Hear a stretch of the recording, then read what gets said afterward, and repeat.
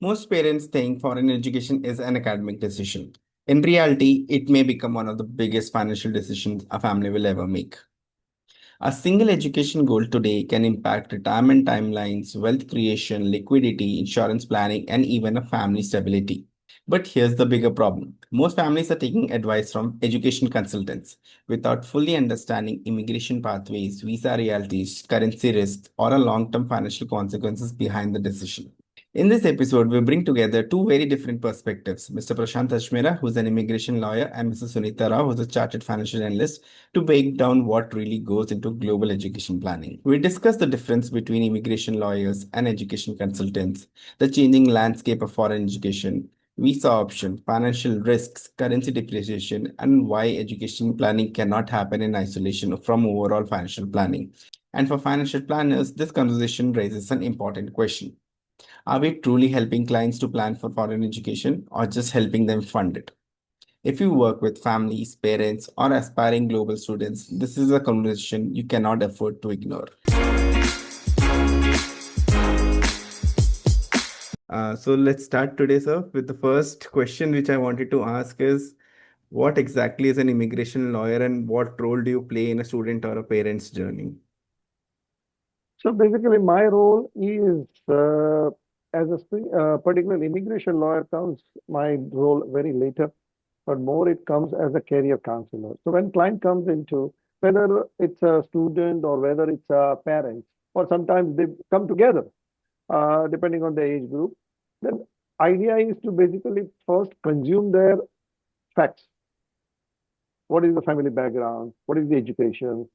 Or where do the students stand, whether he's from the science streams, commerce streams, what he wants to study, what is he's capable of doing it, what is the parents' financial backgrounds, how wealthy they are. Means, and that's basically my 10, 15 minutes goes in consuming these facts. Once I consume the facts, then I tell them that, okay, what do you want to do now? You come to me, but what was your objective? And then they tell me that, okay, I want to send my child abroad for a study. Okay. I want to do it my residency and citizenship by investment, or I want to do this. So they give their objective. And then I give them basically 30 minutes, 40 minutes, 45 minutes, a scenario that how the process works in general. And that's where they try to understand that and trying to burst their myth that, okay, don't presume that if you send your child abroad, life is set. Yes, we will eventually get to that question as Right. well. So one of the doubts that most people also have is, how is your role different from a typical overseas consultant, like many institutions that we have around the cities, where people who want to go study, Not they in the just go to them and they give them a list of colleges. So how is your role different to them? See, I do It's a very not, wonderful question. yeah, Pratik, it's a I very do not, wonderful question. I do not work, Pratik, for any education institute. I do not take a commission Right. from them. I do not represent them. My clients, that means the students and the parents, they basically pay a fees to me for a consultations or the additional services they do it. And my advice is candid and honest advice to them that this is what is going to happen in my opinion and this is what you should be doing it.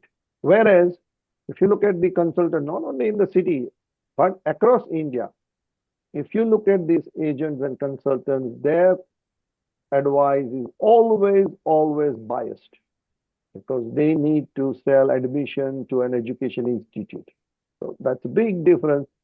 And then people argue with me as well that, Mr. Ajmera, why you are charging consultation fees? Others are doing free. So I said, when you take a free advice, you get what you pay for it. From a financial planning perspective, where do you see gaps when family rely only on education consultants? Yeah. So I could speak from my experience of how I teach, I coach on financial planning education per se, not handling the financial planning for the clients. But when I speak about financial planning education, I understand this is the most important factor which every one of us have to learn. And especially for the parents, it always comes as a very hurry-burried decisions when the child is at the 12th standard. At the peak of the time, at that particular point of time, they decide a lot of things, So it comes more of emotional decisions. The child says that, "Okay, my friend is there or my aunt is over there, I want to study there, or this is the top ranking university, so and so forth. So in the flux of the decisions, financial planning just goes out of the window. So whatever the best plans have been done, it just doesn't work unless experts like Mr. Prashant Ajmera chip into the place, who give the right guidance, keep not just the immigrations, taking the right course, right program, right career, which is matching their understanding. Once that is rightly understood, the real financial planning happens at that particular point of time. Yeah. So that's Right. how So it it would be works. fair to say that financial education, sorry, education planning not just depends on which college or which course you're going for. I think we Mm. need to understand that there are a lot many implications that come into this, and we will talk about each and every one as we go forward.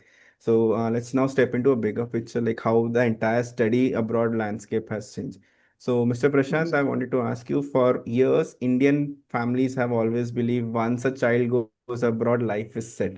So what exactly has it changed and what should actually be changed in terms of this assumption or perspective? See, over the period of time, Pratik, people have gone to USA, Canada, those English-speaking countries. And in those days, I'm talking about 80s and 90s, when I immigrated out of India, the rush was not that much going abroad. So it was true at that time that, okay, you go to America, you Canada, you finish your master's degree. People were not going for a bachelor's degree, remember, at that time. And immediately they will get a job. Couple of years they do it, then they get their green card or a permanent residency, and then says, okay, life is good. But after the Y2K bubble or tech industries, the number of people going abroad from India and from the other countries of the world has increased in these countries tremendously. So the competition has increased. But if the competition has increased, that means you have to do your planning. And that planning is not there. So people think that, okay, my older brothers or my uncle gone to America, he is now well settled, or gone to UK and is well settled. Same thing will happen to me, which is the big myth or a problem. In 2026, we cannot talk like that. We have to come to the realities that we are in 2026. Yes, exactly.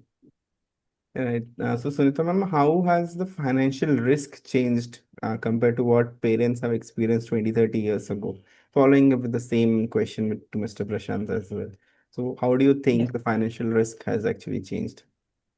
Yeah. So if you've seen how the financial planning concept has also evolved over a period of time, earlier things were very simple. It was like very clear cut kind of a thing. Okay, at the time when he becomes 18 years old or when he becomes 22 years of old, I have some ancestral property. I will sell that property and I will send my child abroad. He'll be well settled. He'll close the loan. That was the scenario. So that was the way of understanding of financial planning. But if you technically see over this right now, everything has changed. So now the careers have changed. There have become many options are there. Even the financial planning patterns have changed. Availability of the students' loan is so strong. It appears a very easy cakewalk kind of a thing. But yes, sometimes something which is available very easy may also lead to very biggest blunders kind of a thing. So the exact financial planning comes with not just only the finances, it comes to multiple other factors involved in it. And typically, going abroad is not just the cost of the education, the other factors associated with it, like the living expenses over there, the travel costs, the immigration fees, and the settlement cost, you waiting for the job, getting a job. So many other factors are there. At the same time, now the currency fluctuations, which we are seeing right now, how it is impacting the cost of education is also going very high. The inflation is so high, kind of a thing. So all these parameters, it cannot be a very random kind of a decision. It has to be very organized and systematically designed with multiple professionals involved in it. It is not like only one person is the right choice. It is like you have to take the consultants of many person because it's a lifetime project which you're involving. Your child going abroad or you going abroad is a lifetime project decision. Let me Yes, add sir. you this one, Pratik. What Yes, sir. ma'am says is perfectly right. But also you have to understand that because the parents are now well-to-do in India, what used to be 30, 40 years back, the children are now going for a bachelor's degree and not a master's. Okay. So when Exactly. you go for a master's, it's only, I would say, 50 lakh rupees. But when you go for a bachelor's in America, it's a 2 CR. So Right. it's a four time your expenses. And if you have a one, two, or a three children, 6 CR in a white to remit to America, it can make the family completely financially ruined. Right. So, and that too, the amount that you have mentioned, it is as on today. When we plan it for future, it will obviously change. Yeah, exactly. So, with the changing scenarios, I think there has to be clear change in the planning as well, especially academically. So, when do you think the parents should realistically start planning for foreign education today? In my opinion, as soon as the child is born, when Right. it's in a grade one, they always think that I want my child to study abroad. But for grade 1 to 12, they forget about it. At the grade 12, they will go to Sunita ma'am that help us with the finances. They come to me that help us with the admissions and send us a child. But they have saved all their money in India, which they could have done it in abroad. That's one part. The second part of Right. the same exercise is that you want your child to study abroad. What help you have made for your child academically? Two aspects. One is preparing the child academically, and the second one is the financial planning at the earlier age. So my money is already parked outside for my child for an education. That is the Perfect. very important aspect of the financial planning, which I'm sorry to say, but many financial planner also misses or do not wish to do it. I don't know. But Right. if your client says, or a person says to me that young parents who has just got their first child is ready to go to the school in a grade one or a kindergarten, my advice would be start doing the financial planning. And if you are getting a good income, diversified in India, but let's start putting 10, 20% out of India. And so Perfect. basically So, building your portfolio in a foreign country. Right. So yeah, some perfect. people usually ask, how can I decide which program is he gonna do when he grows up, right? So there has to be like So once it might be different for law, it might be different for finance, it might be different for engineering. So but how do we tackle that topic? that comes later on. That Right. comes later on. We don't know right now. But you need Right. money. It's not going to be free. Obviously. That may, you are looking at least a B grade or an A grade. I'm not talking about Ivy League in USA's or Oxford and Cambridge in US, in UK or Toronto and McGill universities in Canada and Sydney universities in Australia. I'm talking about the B grade and A grade universities, and then going for an Ivy League or a top 50 or top 100 universities. Whether you are going for an means engineering, management, or science studies, or commerce, economics, or political science, doesn't matter. But Right. you will need certain monies. Yes, if you go for an engineering, it will cost you say $50,000, or in Harvard, it costs you $80,000. But Right. political science would be 40 or 50,000. But still, the difference is there that you need the money.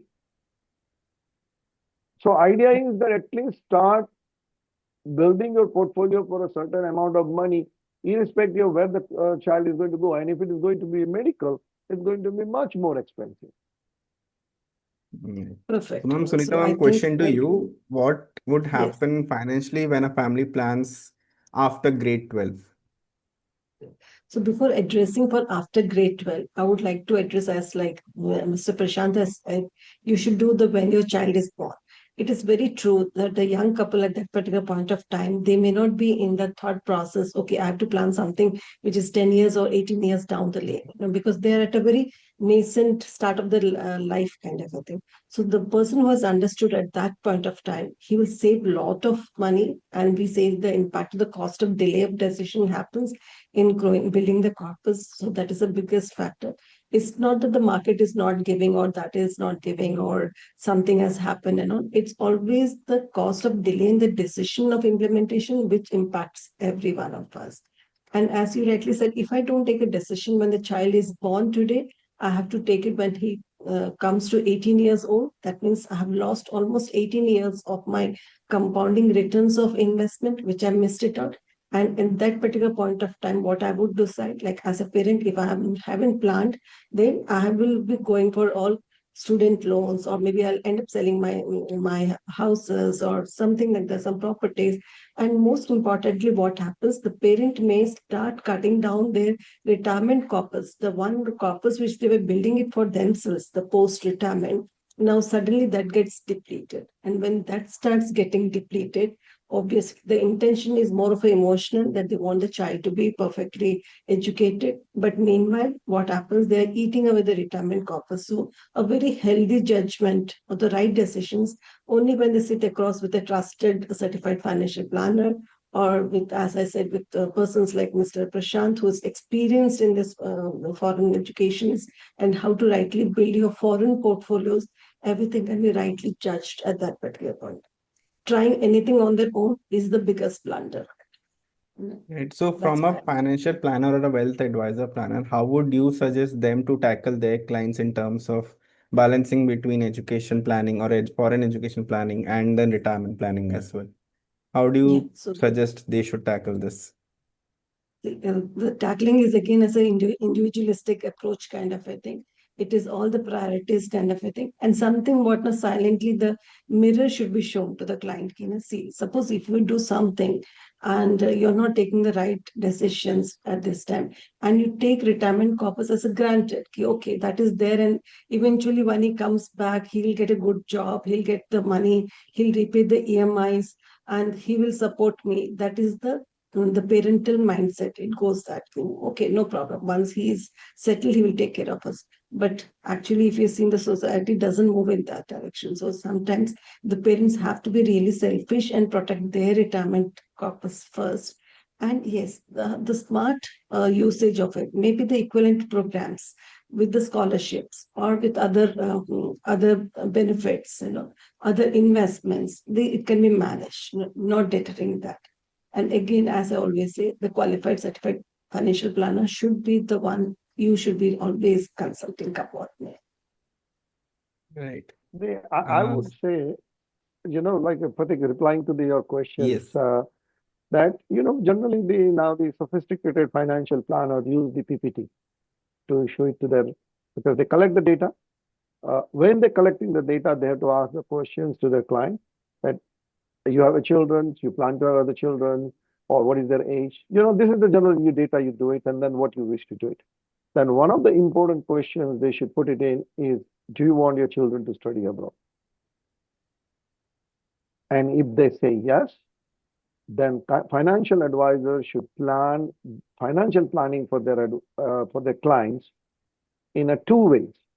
One is that, look, I'm trying to diversify your portfolio based on your income in India part only. So I'm putting in the real estate, I'm putting into the equities, mutual funds, gold, whatever they want to do it. Then the second part would be that I would suggest that, as you have mentioned to me, that I want my child to study abroad, my suggestion to you would be that take the 5 or 10%, put it abroad. Right. It could be in a bond, as secure as a bond. It could be as secure as like an ETF in the USA, or fixed deposits as well. You can do that one as well. So in a very safe way, but this is how you have to show it. But again, the financial planner has to also get educated about some of the foreign products available, which they can suggest to their clients. There are, thousands of products are available even within India. So if you go out of India, but those products should be available with the financial planner as well. Yes. Right. So as you rightly mentioned, most of the financial planners, they revolve it around the products which they are comfortable with, So rightly said, we have to reposition. Even the financial planners have to be upgraded in terms of understanding the aspirations of the parents and in terms of serving the sophisticated products, which is like having overseas products also.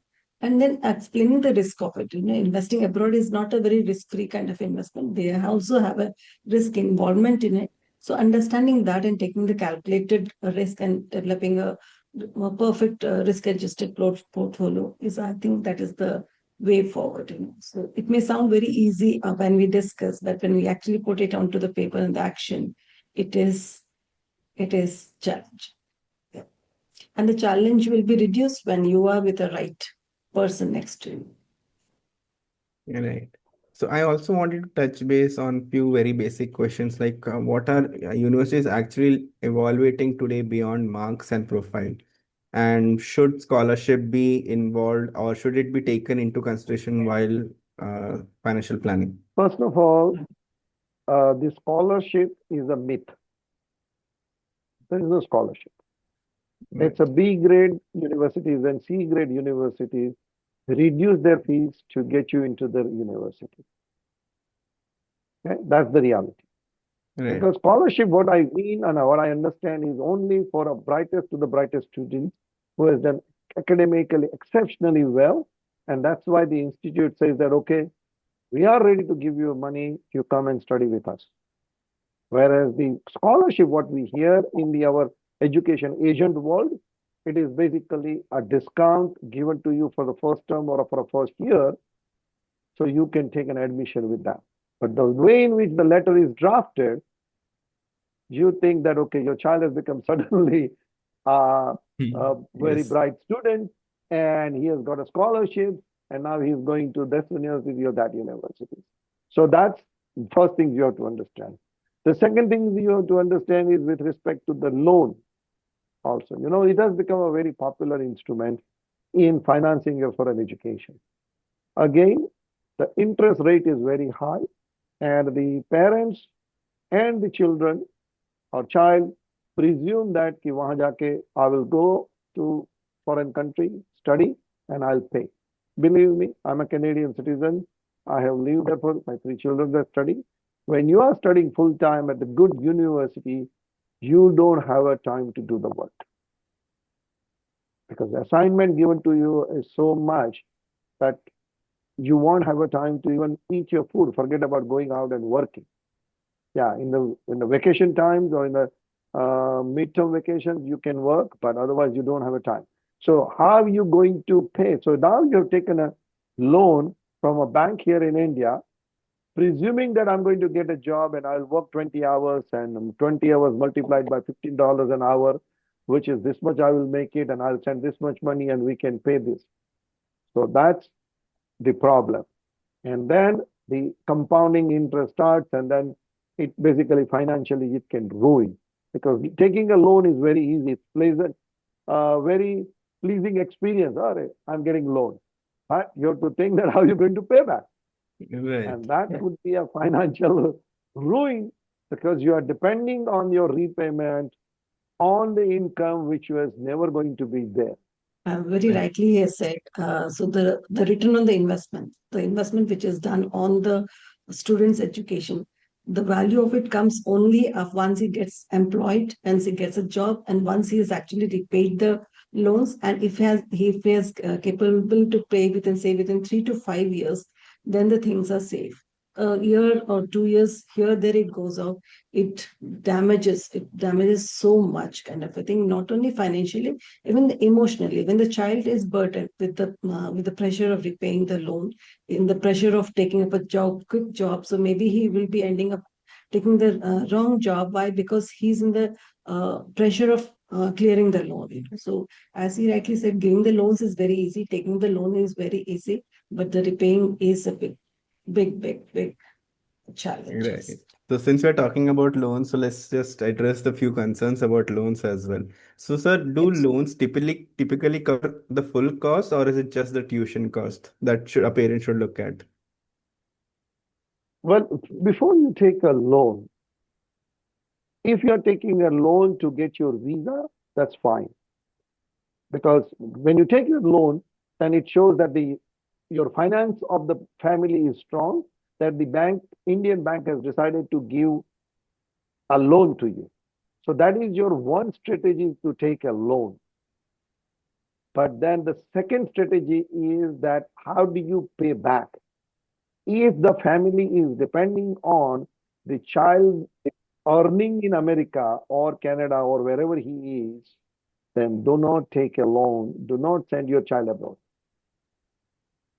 Very true. Very true. As I always reiterate, it is a big burden on the shoulders of the child who's studying abroad because the ROE doesn't work, the math doesn't work. You put so much of money to study, and the repayment term and the interest on it, everything, if you calculate, it's almost double the loan which you have taken it up. So neither the lifestyle of the child is okay because he'll be now working only for the repaying of the loans. So all the things are very variant. Like it differs from person to person. If somebody is very lucky, he can do it. If somebody not, then the stats goes wrong. And So, also you have, again, this is where it comes the my career counseling in the second phase. When I'm talking to the client there, what is your finances? From where you are bringing it, the money? What is your status? Then is it necessary that to go after the 12? right, Or if you have a two child or a one child, are you ready to spend uh, 2 crore rupees or 1.5 cr for getting your child a bachelor's degree? Are you financially strong to do that? That's your decision. I'm just putting your facts in front of you to make a decision, right? right. And So I most of my parents will say, no, we thought that agent told us that it's only 15 lakh rupees. Well, that is only a college or a private college 1 year program. exactly. It's not a Exactly. university program. So then I tell the parent that after 12, would you send your child to a private college in India for a 1 year or a 2 year program? And there, do you think that his life would be set? Or he will get a good job in India? Forget about going abroad. He says, no, sir. And why do you think that doing a 1 year or 2 years community college or private college diploma, which they call it a post-graduation diploma, which is being missold in India by every agent that this is after the bachelor's, this is your master's degree. And this is the biggest immigration student visa racket is going on in India across.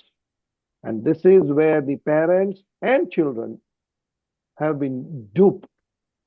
After reaching that, they realize that when they go to the class, the 12th standard pass is there as well. 3 years bachelor's degree guy is there as well in the same class, Yes, and 4 years engineer with the degree from India is also there in the same class because exactly. everybody is doing a post graduation diploma in management or an engineering or God knows what they study. Exactly. So, Sunita, ma'am, I Yeah, we think have after shown. coming across so many financial plans, which I have seen myself as well, I see when an education planning section comes up, most of the planners they put 50% of the cost as education loan and then mapping few assets to them. How do you think that approach should be addressed? Yeah. Because most financial planners they just do this so that the investable surplus comes into the picture as well. Yeah. So in a way, it is not, I should say, the right way. It is a way because we are mapping the resources and mapping the cost of it according to the income of the person. It is a possible that the person's income may be low and he is having a very aspirational and a big dream of incurring cost of 2 crores everything. So when we draw that line or when we draw that calculations, he really understands that no, I cannot have the capacity to go for a 2 crores kind of education.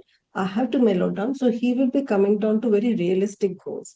The financial plan is not always about that achieving the goals. It is like setting the track what is realistically possible according to based on his resources, his income, and his lifespan or his economic span. But what I mean by economic span, the number of years he or his wife are working together. So based on these things, we give the realistic picture. Unfortunately, what happens, we see somebody from the higher bracket people, the higher income people, we see their journey. and we try to replicate into our journey. So what happens for them is a different story, but what will happen to this one particular couple may be different. It all depends upon it. So the financial plan which we make it mapping the existing resources is to show the accuracy ki he had that this is that okay, you should do this. So that grooming of the child also has to be done. That ki boss, we cannot take you forward for the abroad kind of a thing. You better do a similar program in India, which is equivalent at par or something like that. We have to rationalize it. So the conditioning of the child also has to be falling into the place. Even he has to also really understand the realistic picture, financial picture of the parent as such, and then take the things forward. It's not just my friends are going, so even I want to go and come what may, and it becomes a big tantrum at the home and all those things. So if you can handle that small tantrum at that particular point of time, it sends the entire family happy for the rest of their life. So while making a plan, parents or the advisors usually take up today is this much value it will cost, and in future it will cost this much. So where does the currency depreciation or appreciation come into picture? Should that also be taken into consideration, depending on which country we are working for as well?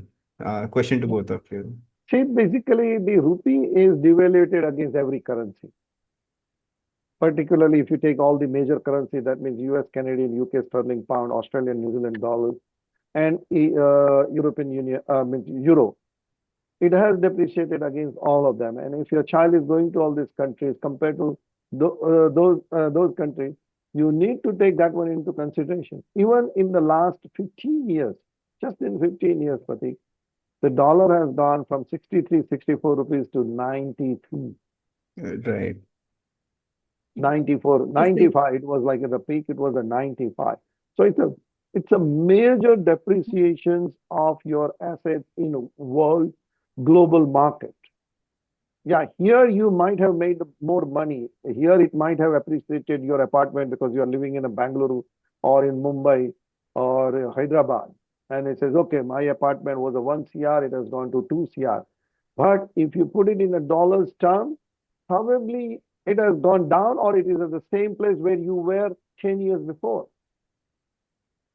So you think that, okay, in 15 years, now my total net asset is 10 CR. But if you compare it against the dollar and 65 divided by 65, now divided by 95, do your math. In our sessions on education planning, we definitely teach our financial planners how to do this math behind it. So in a way, when they're doing this math, they have to educate their investors also about this, because that is something which does not come upfront. So though we know that ye ho raha hai, but somehow it is not there. So always the maths are going on the head. But when we bring it down onto an Excel, the right things happen. So as a planner's role is what to not only just showing the impact of the cost of inflation of the education, but the currency depreciation also, which is going to impact. So in totality, the net return will be much lesser than what we are predicting about it. And how we are going. Not only that, and above that, we have seen how the markets are moving up, down. So there is a high possibility that when your child is 18 and there's a market crash is happening, and you are not ready to face that, you're not in a position to pay the fees kind of a thing. So what is it? Only a planner can help you out. Okay, just 2 years or 3 years before the goal is to be achieved, you have to shift into a smarter debt assets kind of a thing. There, the impact of the asset allocations and all those things will come up. On a prima facie, it appears very simple. All the tech platforms are very easy to invest. It is good, but the real planning happens when we learn this, how the asset allocation happens, how to shift your funds just before the goals so that you safeguard your money. So that is what is highly recommended, a learning of maths behind the financial plan. Right.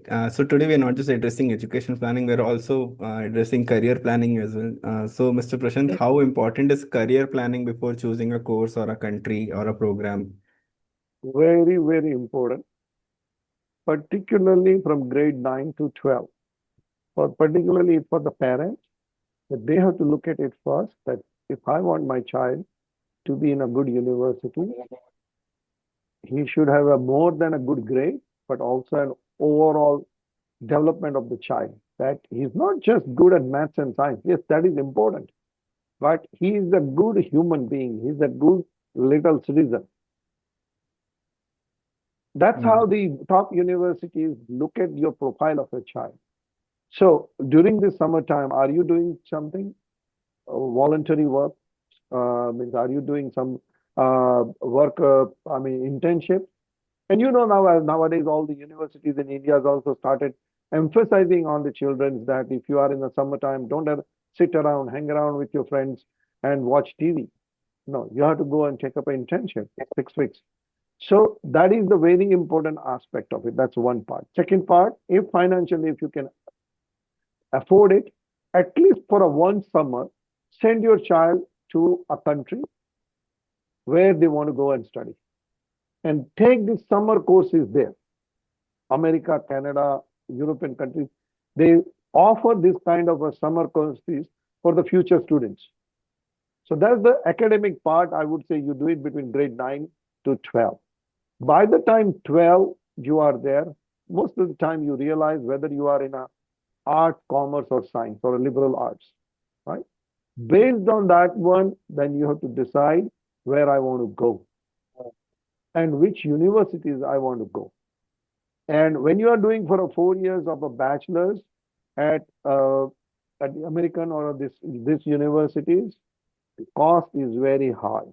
Again, and that's always my biggest concern that for an average family who's 4 years of an education doing the political science or a history or psychology may not be the right thing to go ahead and do it.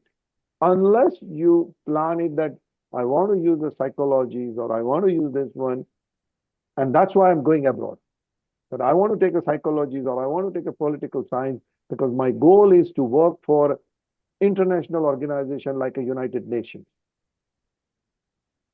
Right. So that your goal should be very clear that what I want to do it. And it is, if it is not clear, then try to do your own assessment or take advice from somebody like me and take a better answers I give it to you.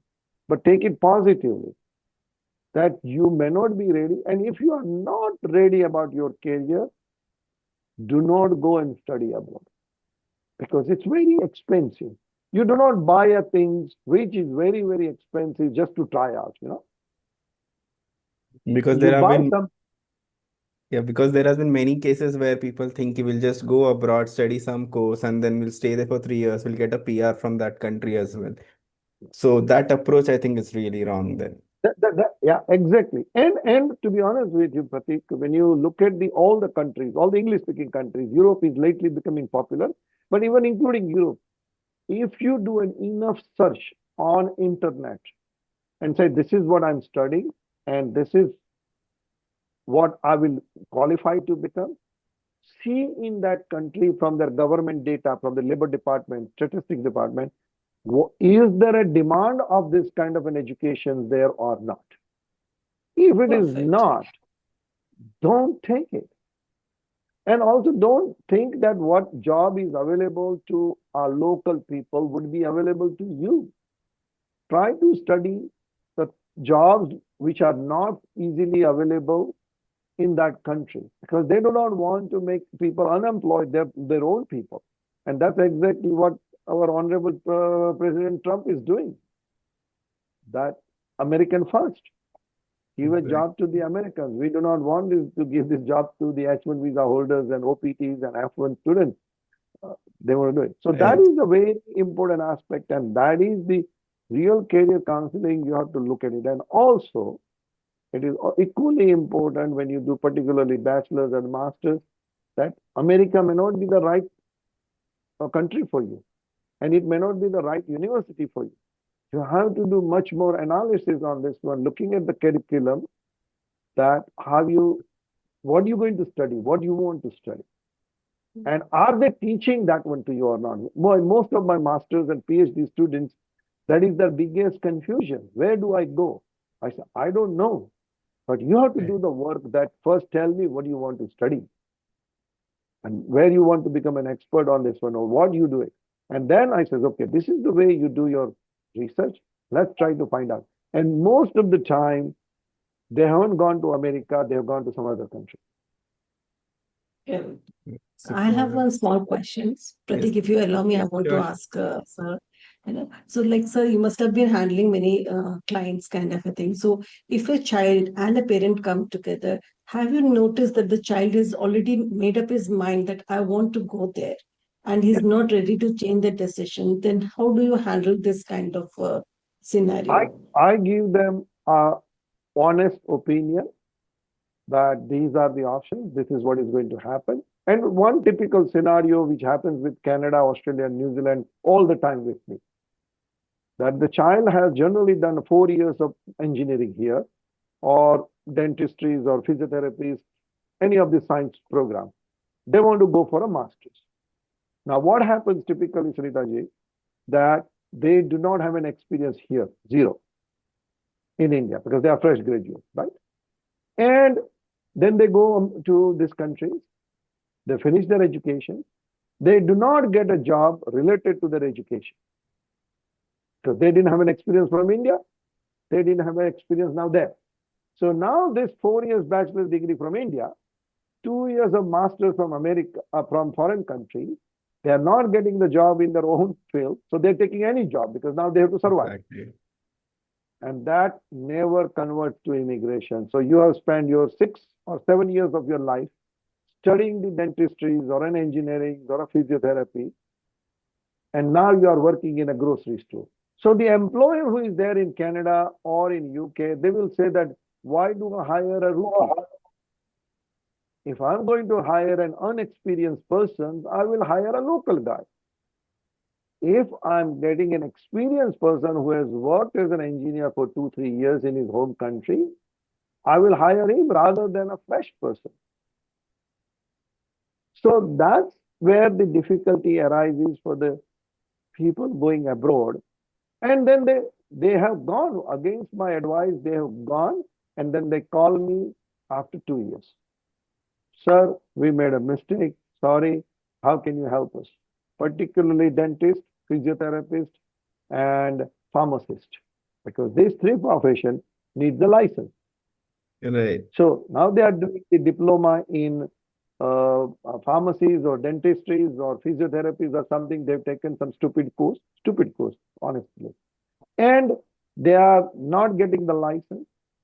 They are working as a technicians or a technologist. That means for us, is like an office assistant in a dentist office, a dental clinic. And now they are expecting that, how do I get an immigration? Not going to happen. Right. And these are the ideal, not one, hundreds and hundreds of students' nightmare and a bad example. They started coming back as well. They don't tell anybody that they have come back or they have gone to Canada or an Australia and they have come back because they didn't do their exercise. They didn't do their work. They didn't listen to anybody. They listened to the agent who was ready to send them. They were in a rush.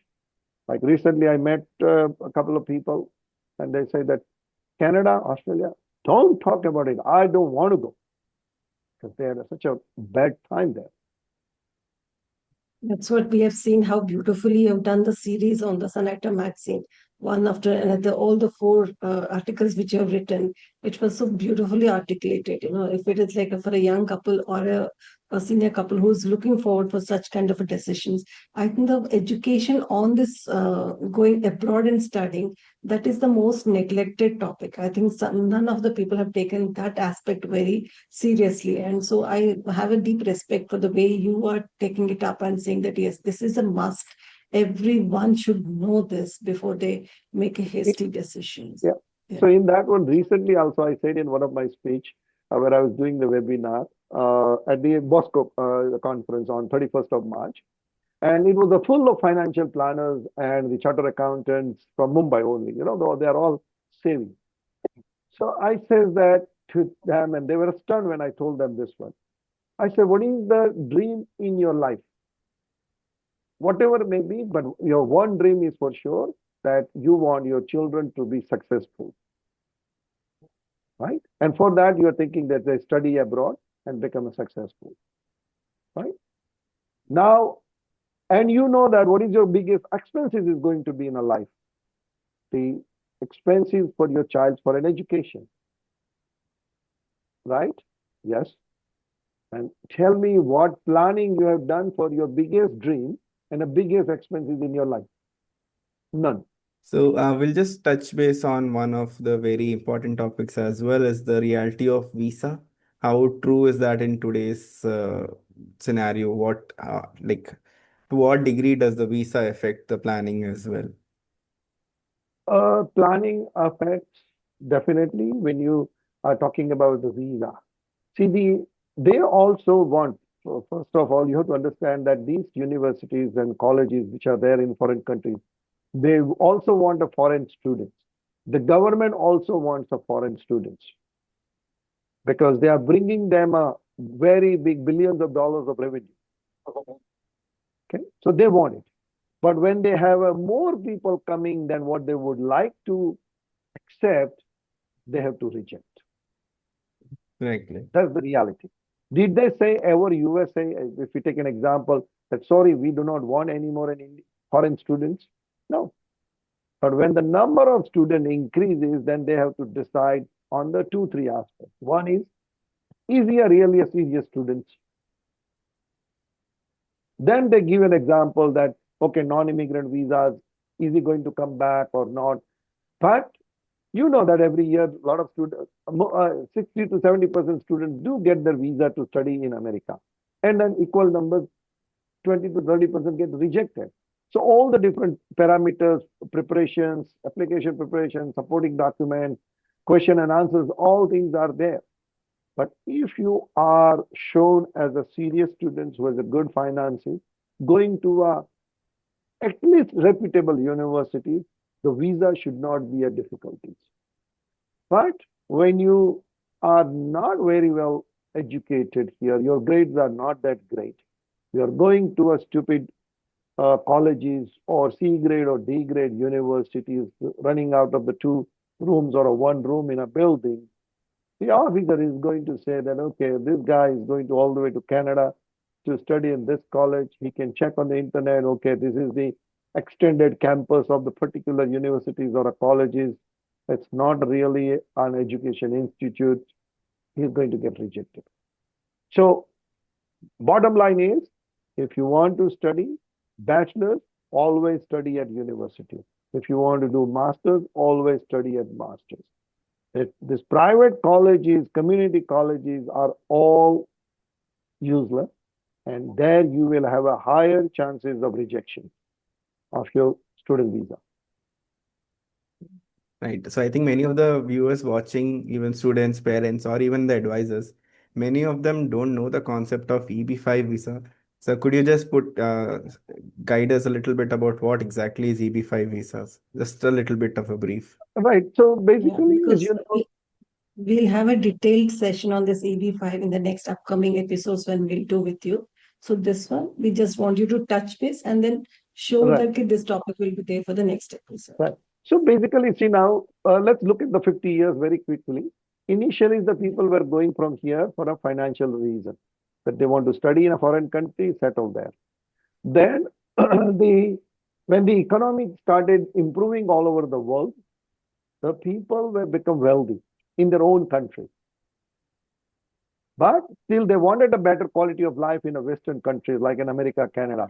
So these countries, particularly the Canada and USA, about 30 years back, they open up the category called the investor category. That if you do not have a qualification, if you have not studied here, but if you make a certain investment in our country and do the business, create a job for us, we will allow you to come to Canada or USA as an entrepreneur or as a businessman. So the Canada and the USA both started almost simultaneously between about early 90s. The and out of that one, the first category for USA is an EB5. That means employment-based category number 5. That means you make an investment in your own business or you make an investment into somebody else's business of certain amount of money. And if it is going to create a 10 full-time jobs, then your husband, wife, and child under the age of 21 will get a green card. Because it's a very high ticket size, the people are looking at the EB5 to reduce their green card, particularly 3 countries in the world. First is China, second one is India, third one is Philippines, and sometimes it is Vietnam, because the number of immigrants going from these countries are very high. So it takes a longer period of time to get your green card in your regular channel, which is your doing bachelor's, master's, OPT, F1 visas, H1, and green card and a citizenship, which for an Indian citizen can take between 10 to 12 years. So many wealthy parents, they say, you know what, I have this kind of a money and I'm ready to spend it or invest it for my children's future. And that's where the people are looking at the EB5 investor visa to get a better future for their child. Again, the same question, Pratik. Parents wants to do anything and everything for their children. Exactly. So, like a couple of cases I just now dealt with it, is the daughter got the bachelor's degree in architect in the USA, in Boston, one of the good college, or I mean university. And one of the financial advisors pointed it to me. He's a big stockbroker. So this guy was his client. So he went to him and he says that I've decided I want to buy a house for my daughter in America. Because now she's finished, she started a job on OPT. So he says, look, I do not understand, but go and talk to Prashant and then make your decision. So what we did is we sit down and immediately we did a Zoom call with his daughter in Boston, and mother, fathers, and myself were here in the office. So we discussed everything, showed him the scenario. So basically, I asked the daughter one question: green card or a house? He says green card. So obviously, they decided to go for an EB5. Very nice. Yeah.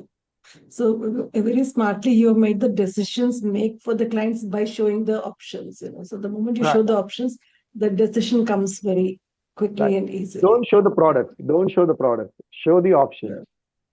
Yeah. The products are Correct. to implement it. Correct. So study abroad is So not just an education decision, it's a financial and a career and an immigration decision. For everybody, it's your whole life. Pratik, you are young. Probably you are married or going to get married. But ultimately, for every parent, what happens is, I want to be rich, I want to be wealthy. And then you will have a children and says, I want them to be successful. Then your success depends on your children's success. And that's every human being's nature. But even if the mentality is there, the way in which we are living in India, we are not planning that. And that's worrisome financially, academically, and immigration wise. Three aspects, which I mentioned in all my 4 articles, that first is academic, then financial, and the third one is an immigration and visa aspect. So all those things, it's a 360-degree view. You can't say that, okay, I let go one and I will do this one.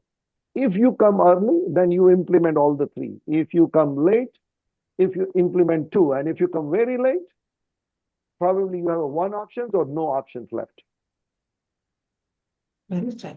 Perfect. So, Manik, very, very nice. So while we are starting with the discussions, it appears that we are showing all the ugly pictures. This is not happening, that is not happening. But towards the end of the session, you showed out the right path. What should everyone do and how it is a 3-dimension decision which has to be taken in totality. That it's not just a one. And I said to the people, like, look, everybody wants to buy a car, but Alto is there and a Rolls Royce is there as well.